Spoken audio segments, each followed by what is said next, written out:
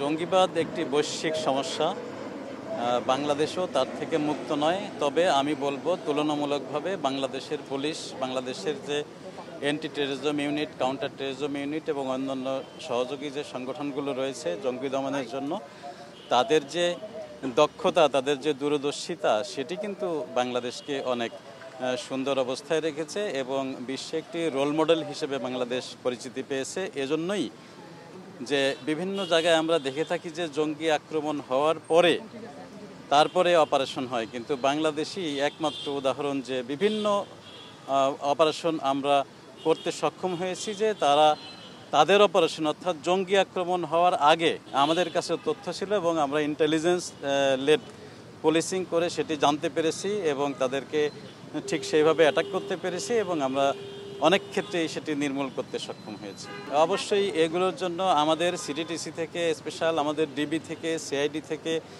SB থেকে এবং আরও অন্যান্য যে সমস্ত গোয়েন্দা সংস্থাগুলো রয়েছে তাদের তৎপরতা অব্যাহত রয়েছে এবং আমরা এখন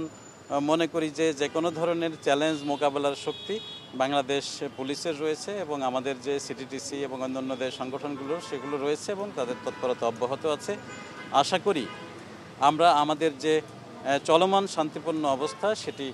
সংরক্ষণ করতে সক্ষম হব। আমি বলবো যে এটি একটি বড় চ্যালেঞ্জ, কারণ এটিতে অল্প সময়ের ভিতরে অল্প খরচে বেশি মানুষের কাছে পৌঁছে দেওয়া যায় এবং বেশি মানুষকে এটাতে সংক্রমিত করার সুযোগ রয়েছে। এর পাশাপাশি আমি বলবো আমাদের সরকারের পক্ষ থেকে বা আমাদের যে পুলিশের পক্ষ থেকে যে সমস্ত তৎপরতা রয়েছে সেটির পাশাপাশি সমাজের সব শ্রেণীর লোকদের এগিয়ে আসতে হবে, মিডিয়ার লোকদের এগিয়ে আসতে হবে এবং সচেতন শ্রেণীর লোক যারা রয়েছেন তাদের এগিয়ে আসতে হবে এবং প্রত্যেক বাবা মা এবং বলবো গার্ডিয়ান তাদের সন্তান কোথায় যাচ্ছে, কি করছে, কিভাবে চলছে, কার সাথে চলছে, কতক্ষণ সে একা একা থাকছে, মোবাইল নিয়ে থাকছে, অনলাইনে থাকছে,